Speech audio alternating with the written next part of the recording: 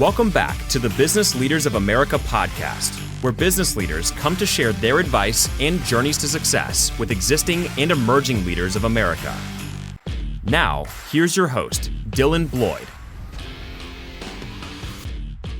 Hello, everyone, and welcome back to the Business Leaders of America podcast. Today, I'm joined by Jack Oujo, author of Too Smart to Be an Umpire and founder of Oujo Wealth Strategies. Jack's journey is one of reinvention at the highest level, going from a professional baseball umpire on the doorsteps of the major leagues to suddenly having that career end and being forced to start over. From that setback, he rebuilt from the ground up, ultimately creating a multi-million-dollar financial advisory firm built on trust, discipline, and long-term thinking. Today, Jack works with business owners, executives, and families, helping them navigate retirement, tax strategy, investment management, and generational wealth planning. In this episode, we'll talk about what it really takes to rebuild after a major setback, why trust is the most valuable asset in business, and how to redefine success when life doesn't go according to plan. Jack, welcome to the show. A pleasure to be with you, Dylan. I'm excited to talk to you today. Yeah, I am as well. Jack, so I really want to just dig right in because this is a very interesting story when I was doing my research. So, you were one step away from the major leagues as an umpire, right? And so can you take us back to that moment you realized that dream was over and what went through your mind at that time?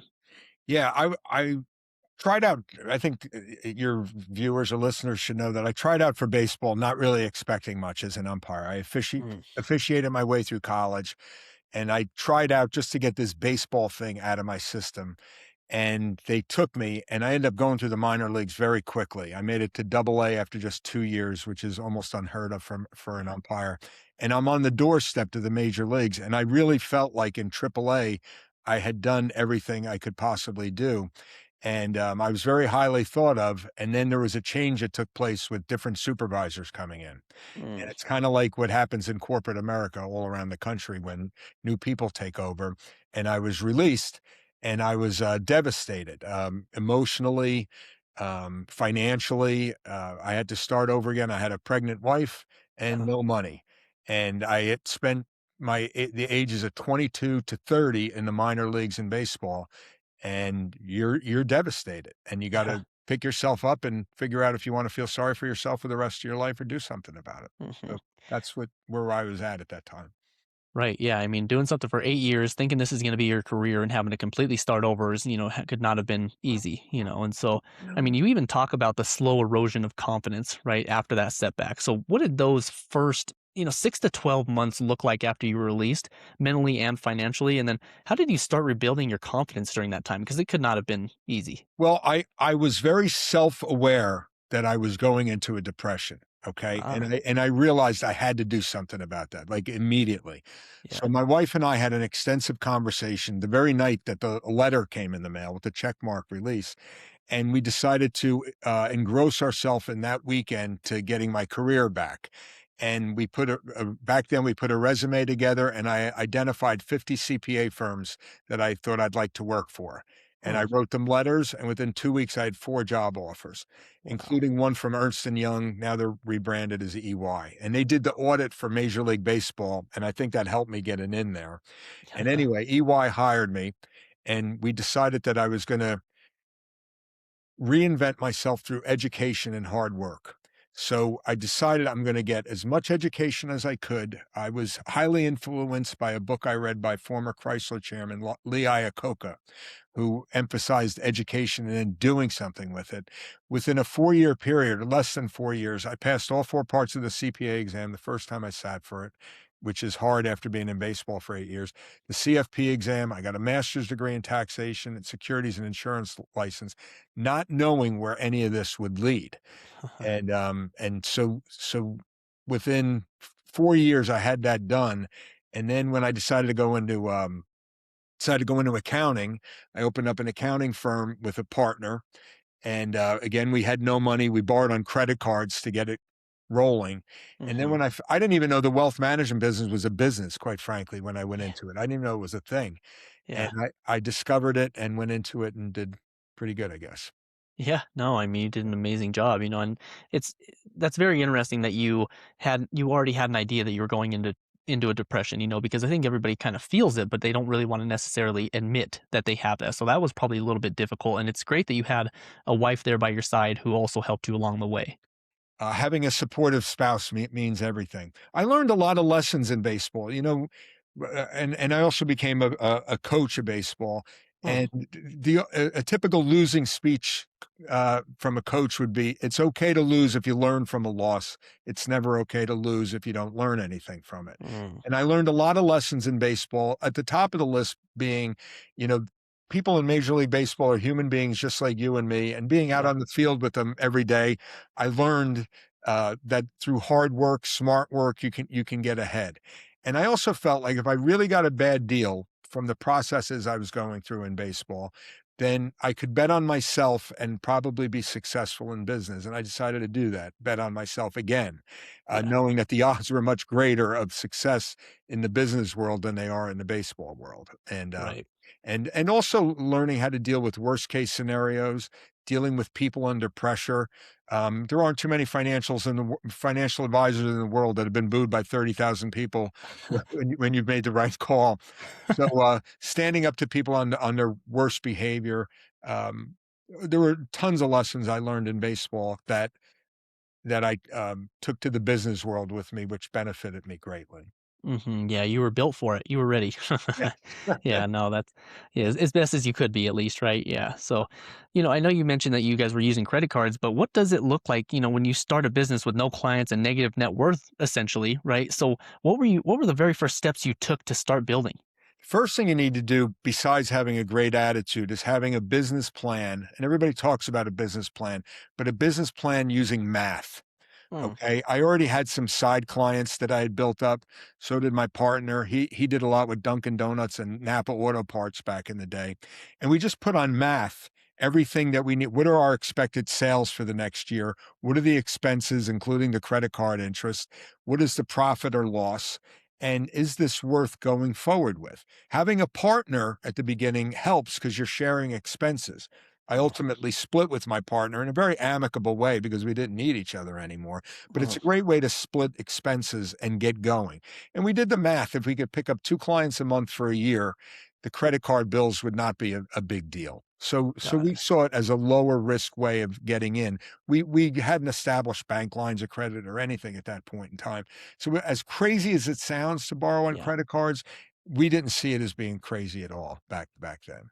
Right, because you got a plan, right? And if you're not doing it based on numbers, which is a lot more accurate than doing it on hope, then that makes a lot more sense. A lot of people make the mistake of going into anything without doing the math, and I think it's a Yeah. huge error. And it's also comforting to know that, your plan can work if you do the marketing and all that other sort of thing. Yeah, exactly. And it's great that you went in with somebody, initially. Do you advise people if it makes sense to go in with someone like on their first business, or would you, if you could do things different, would you think it's better to go in it alone? I'm glad I went in with a partner. My partner at the time was Brendan Pearson, a real smart guy who I learned a lot from. I'm sure he learned a Yeah. lot from me as well. College basketball player at Fordham. I think it's a great way to share expenses and knowledge, but the character of the person you go into business with means everything. You could have all the lawyers in the world. If the character is bad, it's going to end very badly. You also could have a partner that's a financial partner, that maybe not the business partner, where somebody has a great idea and they bring in a business partner, a silent partner, call it whatever you want, that has money and business experience. I think that's a good way to go as well. And I saw that work with the Dunkin' Donuts business, where people wanted to open up Dunkin' Donuts stores, had no money, but brought in people with money to help them get going, if you will. Right. Yeah, and you guys both had a financial background, but another part of it is you guys both had sports backgrounds, and you touched on it earlier. When you have that sports background, you can take so much of that and translate it to business. I work with a lot of athletes as well, and that's a lot what they talk about, how they take those lessons they learned on the hard lessons they learned on the field and the court and translate it to the business side. Anybody that's successful in sports knows, and I had this as an umpire. I had a Yeah. process. It may be simple, a process: peek at the bottom of the strike zone, set my eyes at the top, lock in. I could see both. I had a process that worked. And you have to find processes that work for your business. If you find the processes that will work, wins will be the result. Winning is Mhm. always the result of having a good process that works.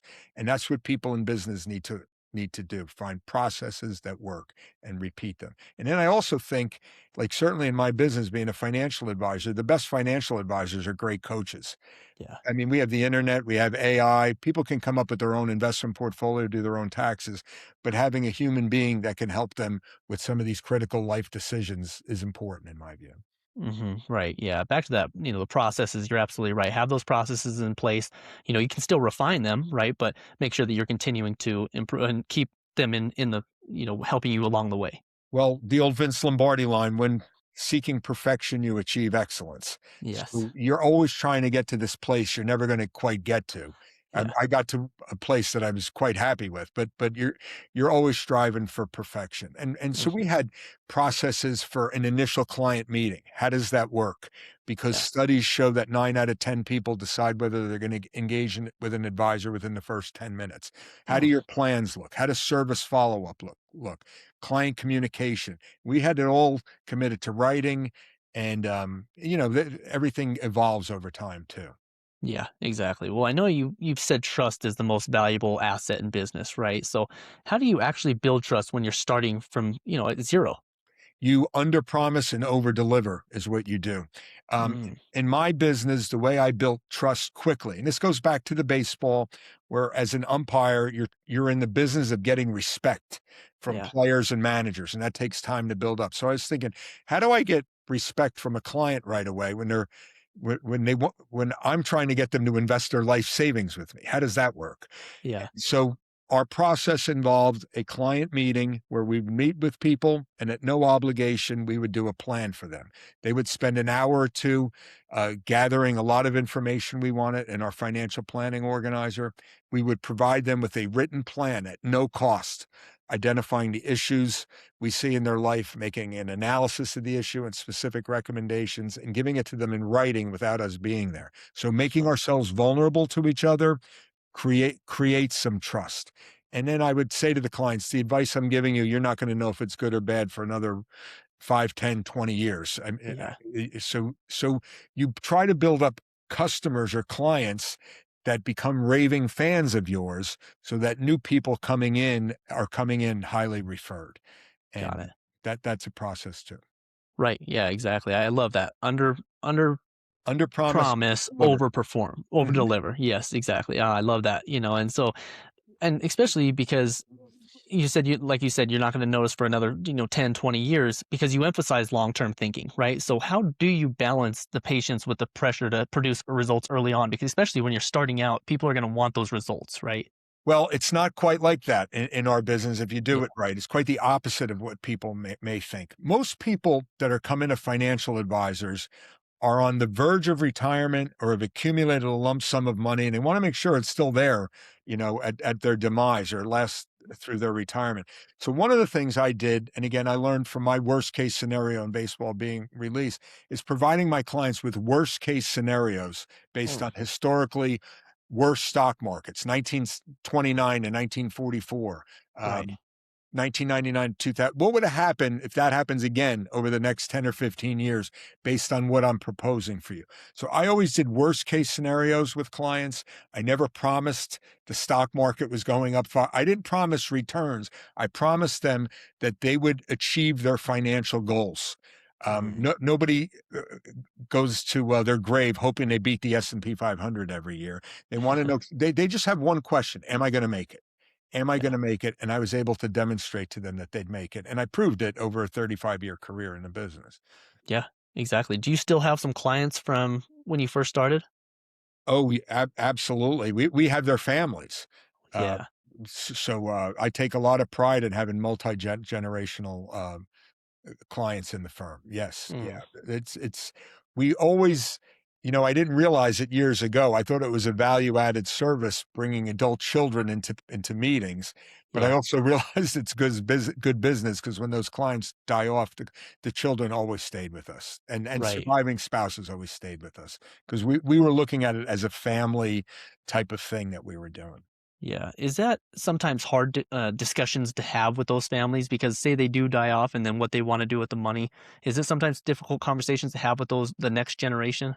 Yes, and you want to have those conversations very early on. Yeah. And I've always encouraged my clients to let their adult children know what they were going to be doing with their money. And I volunteered to be, again, being the umpire, I have a very thick skin. Yeah. And I think that served me well. But I would be happy to be in on those meetings. Again, the umpire in me is honest in the face in a respectful way with people. So if I thought children were going to be doing things that would harm themselves, I would often offer to volunteer to resign from the relationship. If Oh, you're going to wow. be doing that, I'm not having you go down on my watch. It's not, Mm. you're going to blame me for not trying hard enough to get you to do what you're not supposed to be doing. Yeah. So I gave clients tough love that they ultimately appreciated. There was no I think I ejected more clients as an advisor than I did ball players as an umpire. So, if they weren't going to play ball, I did not want to be part of any client's demise. I really did. Yes. And a lot of them thanked me for it later on. I'm glad you were tough with me. I didn't like it at the time. I Hmm. decided to stick with you, and now we're good. Things along that. Right. Yeah, I know you're saying you rejected some of them, but did they ever take you up on that and say, "You know what? This isn't gonna work. We're gonna move on," or No, did usually no? they always backed down. They knew I was being I serious. figured. If your doctor says I'm not going to perform this surgery, or, I remember Robert Shapiro with O.J. Simpson saying, I'm going to resign if you keep talking. Okay. That's something that a lot of people would remember. Um, you're always just trying. My attitude was, I'm just trying to as an umpire, I'm trying to do the right thing. As an Yeah, advisor, I just want to do right by the clients. That's all I care about. That's all I focused on. The money came as a result of focusing on that. But that's all I thought about. What was the right thing for my client to be doing in any given situation? right, yeah, you can see the success, with you having a client-focused mindset, and really delivering for them because you're not trying to pull a fast one on them, you're really trying to help them along the way because, not only does it benefit you and them, but it also your reputation relies on it, right? It's just I'm a person of deep faith, and I Yeah, believe if you do the right thing over and over again, it just comes out. it comes back your way, you're absolutely right, yep. Yes. What would you say some common short-term mistakes you see entrepreneurs make that, hurt them later on down the road that you've seen working with these people? Too late to hire your first employee, okay, because you do all the work yourself. You think you have to do everything by yourself, and that doesn't work. At some point, and that's a big risk. It's one risk to go into business. It's another risk to hire the first employee because it involves a cut in your own pay. Okay, Mhm, and who that first employee is a big freaking deal. Okay, yeah, you got to get that decision right. And then the second employee or third employee is not that big of a deal. But when to hire and then who to hire are the big mistake. The mistake I made in the beginning was just that, not hiring somebody, and I'm there like your typical accountant doing tax returns on Saturdays and Sundays. Then when I do hire, I hire the wrong person, okay, because I'm going with the lowest priced accountant. And yeah, then after I remember the first accountant I hired handed me a piece of paper and said, "What's this?" And it was a W-2 form. W-2 form by a professional accountant. That person got fired like right after that question. All right. And then I hired the best possible people after that. And I had the two main people that I hired at the beginning lasted with me less than 30 and more than 25 years. They retired. wow, They retired before I did. So that was Anna Michael, a CPA, and then Loretta Freeman. They worked with me for a really long period of time, and they were great people. But as an entrepreneur, you have to foster that environment. yeah, Coach up your employees, make them feel like they're part of the team because they are. Not have yes people around you, mhm, seeking constructive criticism from everybody that you deal with, letting them beat you up. We need to do this. We need to do that. And because a lot of consulting firms go into small businesses, the first thing they do is they interview all the employees, and the employees will say, "I'll tell you what's wrong around here, this, that, and the yeah, other thing." And if they would have just asked the people right under their very own nose, they could have solved a lot of problems right there, in my yeah, view. you wouldn't even have needed that consultant to come in, right? Right, right, right. Yeah, So exactly, so listening and then treating those people again, I learned in baseball how not to treat people. So I made sure that they were treated right. yeah. Yeah, I think that the big thing for entrepreneurs, at least ones that I've just, spoken with, it is that first employee that they bring in because it's more like this is my baby. I don't want them to, you know, throw it off somehow. I can do it better than they can. But at the same time, sometimes those people that you bring in can do it better than you can. And it's just accepting that. And then you'll realize how much easier your life is, opens up so much opportunity for you to focus on other things. And if you really want to grow and scale, the only possibility is to bring people in. And that's the fun part too. That's Yeah. the fun part. When I got these first two people, Anna loved doing tax returns and accounting work. And even though I'm in that business, I hated every minute of it. Okay. So having her do that was great. And then Loretta worked for Hyatt Hotels. She didn't know anything about the financial services industry, but I saw her personality and Mm, I named her our director of first impressions in the office. And she'd get on the phone with senior citizens and our clients and make everybody feel so welcome. And they were different than me. yeah. You were hiring Right. people that are different. And then you look to hire people that are smarter than you. You really do. Yeah. And not be afraid of that. Welcome it. And then Yeah. help them foster their own careers. And you Hmm. can ride into the sunset together, so to speak. Yeah, exactly. Like you said, it brings different traits to the team, right? And then it makes you a better team overall after that. Because if you're only hiring people that are like-minded to you, for one, you're always going to end up having yes men, right? People are just going to agree with everything that you say. So you want people to kind of contradict what you're saying and have different ideas and arguments towards what you're bringing to the table. Absolutely, absolutely. Mm. I know I recently sold our business to two of our employees, and I turned down private equity money. My name's still on the door. They still call it Oujo Wealth Strategies, but Yeah. it's owned by two of our longtime employees, and they're just doing such a great job with it. And so I had to foster this going from a star-based business. Say Yeah. you're an accountant. How do you sell a business where everybody came to you? Exactly. And that's hard to let go of that, and you have to let people fail and let them develop. And, when I wrote, Too Smart to Be an Umpire, I wrote it last year. It's because I owned the business last year, and I wanted these two guys to run the business without me.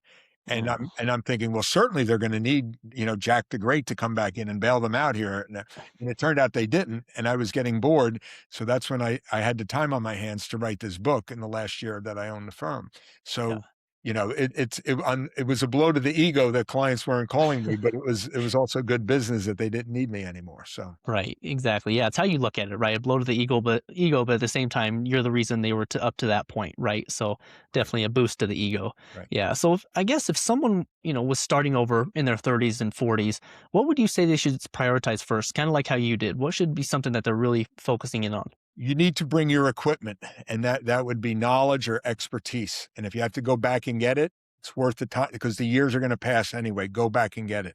Don't Mm, take any freaking shortcuts. Okay. Do the groundwork so that you're better than anybody else in whatever it is that you're going to be doing. I think that's really important. No shortcuts, even though you may feel entitled to take a shortcut because you spent 10 or 20 years doing whatever the heck it was. Have a good attitude because you're going to be discouraged by a lot of people. Have a very supportive spouse because you're going to need that spouse if times get lean. Map out your dream with math again. See if it's worth undertaking, and then you got to go for it. You have to make the decision if you have the guts to go ahead and do it or not, mhm. and either decide or not decide.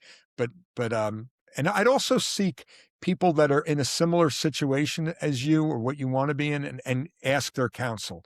A lot of people go into things they don't ask. You Yeah. should ask people, what did you do to get to this point? What would you do over again? And just like you're doing with me right now, Hmm. that's what people need to do in their given field. I'll give you two practical examples with my children. Okay, I have Yeah. three children. The first one went to George Washington University, undergraduate, and I said, rather than working as a bartender or whatever, which is great, I worked as an umpire in college. I want you to get internships. Get as many internships as you can and learn. And then she figured out this is what I really want to do. Today, she's the Energy Department's attaché at the U.S. Embassy in Beijing, China, and she married a White House correspondent. My middle child, Christopher, was in aviation. Okay, I want to be a pilot someday, Daddy. Okay, we brought in pilots to the house they gave him the map. Connect these dots, and you can be a pilot. He became a captain with Alaska Airlines at age 32. At age Wow. 32, so a lot of the mistakes that he would have made along the way he learned from these pilots coming in who were more than happy to help them. Okay. Hmm. More than happy. I have probably once a month, I have some college student will call me looking for advice. And they were smart to make that call because I didn't realize that. I didn't know that. So ask people. People are very willing to give out information and knowledge, a lot more than people realize. Mhm. And I would knock down doors doing that. And I remember when I started my business, I asked in the firm, I go, you tell me who is the best advisor in the firm. Doesn't have to be the number one advisor. You tell me. And I flew that person from North Carolina up to New Jersey and sat and heard his story. And I'm like, okay, you've saved me 5 years of making mistakes here. And Yes. so I would ask questions.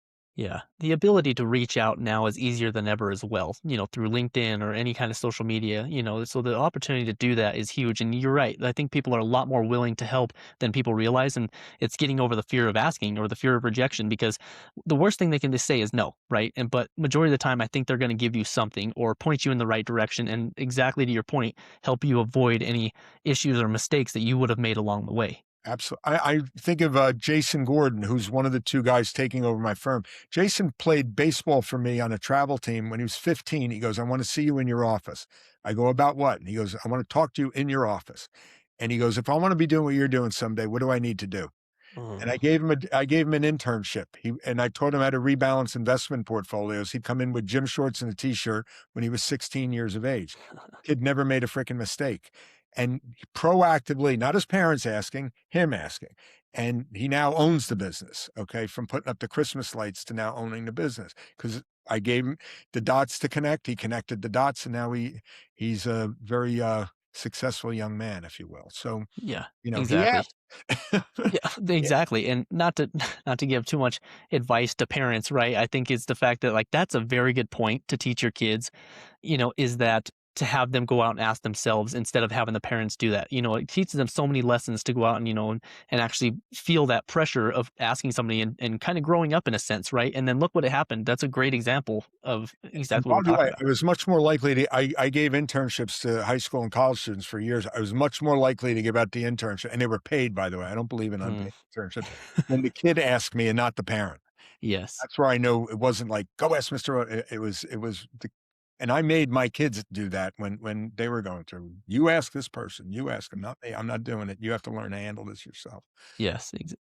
Absolutely. Yeah, I have 5 children of my own, and, the oldest, I know.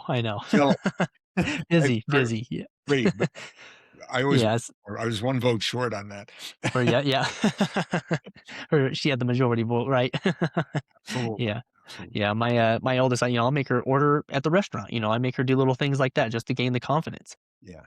Over the past few years, I noticed some kids were interning in our office and they're staring at their phones Oh, when you're man. trying to talk to them. And I'm like, this kid wasn't raised right. We got to fix this right away during a meeting with, your boss or a future employee. They're breaking out a phone and looking at their Yeah. messages or whatever. Exactly, and it's completely normal to them, right? It's something that they just have never been told, "You don't do that in a business setting or in school because the teachers allowed it," or whatever, and so you're absolutely right. That's another thing that's just been wild is just I love the technology, I love the advancement of AI and all that, but at the same time, we gotta make sure we still understand the human to human interaction. Yeah. COVID didn't help those kids any either. Oh, you're absolutely right. That's a whole nother rabbit hole. Yeah.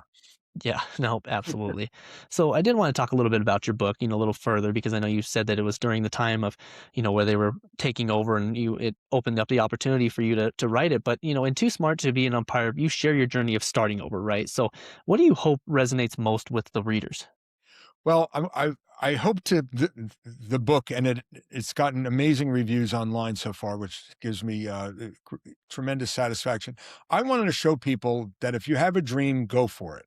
And I was on the verge of achieving it. So a couple good breaks here and there, it definitely would have been achieved. But if it doesn't, there's another life that you can have that's equally wonderful or better, I think, in my case, that's out there. And I take people through the minutia of how that works. If they're baseball fans, they'll love the baseball stories and the gutter language of people getting thrown out of games and things along those lines. But what every process I went to get to the point where I'm at now, which is being able to start a firm, sell a firm, and have great children who want to hang out with their mom and dad, okay, grandchildren. Like, how does that work and can it be repeated? And I demonstrate exactly how to do that. Like, connect these dots, and it's going to be hard for you to screw this up. And Mhm. the question is, do people want to connect the dots? Are they willing to put the work in to connect the dots? So, how to start a business, how to grow it, what happens, and it's all done with no resources. And the firm I built up to $800 million under management is organic, all referrals. I never bought a client from anybody. Wow. So this is all from client number one, okay, growing up to this amount of money. How do you do that? And Hmm. and so and I became the number one advisor in my firm for over a decade, using again quantified with math, not some you're named the top advisor, but top producing advisor in the nation with our broker dealer. So I thought it would be a good story for people. If dopey old me can do it, you can do it too. All right. So that's why. Right, right. Yeah. I mean, aren't those the best clients too, the word of mouth clients? Because, they're coming to you for a reason rather than advertising. I heard the advertisement on the radio. Not that it doesn't work, but word of mouth always seems to be the best when the See, clients come in, right? see, Dylan, I consider myself a nerd, okay? Okay. And I was self-aware of that. So I'm like, I need to provide an overwhelming level of service where I get these people to be my advertisers. And I'll play golf with clients and they'll grab people at the golf course. Oh, you got to talk. And I would never do that. Like, I'm not that Right. guy at the golf course that tells people what he does for a living. I keep my mouth shut. So I've relied on these other people to bring people in for me. And that's been Yes. very rewarding as well. Yep, exactly. Back to, building your team, right? And so it's just absolutely. So I do got to ask, so Yeah. how would you define success today compared to when you were pursuing baseball? Because obviously looks a whole lot different now than it did when you were, to that point where you were really close to where you wanted to be. But, what does it look like today?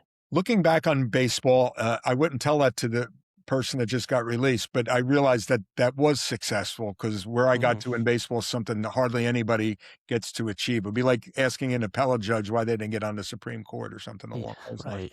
So I think that was successful.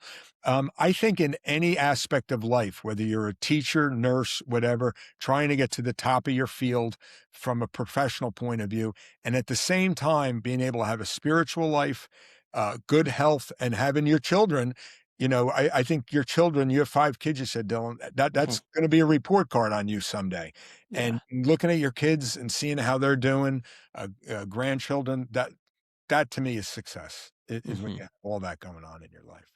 Right, right. No, I could not agree more. Oh, that was amazing, Jack. I really do appreciate you joining today and spending time with me and listeners. It's an amazing story. And I do want to ask, for those who are listening who want to connect with you, learn more about your work, or pick up your book, what's the best way for them to do so? So for the business, they can go to oujowealthstrategies.com. There aren't too many Ojos around. And then the book I'll shamelessly put here, Too Smart to Be an Umpire, which is if they go on the internet, they could find it in 5 seconds and they could look at all the reviews that are on there and they could make a judgment. It's an easy read, 200 pages. And most people have been able to knock it out in a day or two. And that's what they tell me anyway. So it's an easy read, and I think they'll get a lot out of it too. I know they will. Yep, I couldn't agree more, and I'm looking forward to reading it myself. So, again, Jack, I do really appreciate you joining today and spending time with me and the listeners. Thank you, Dylan. I really enjoyed it, buddy.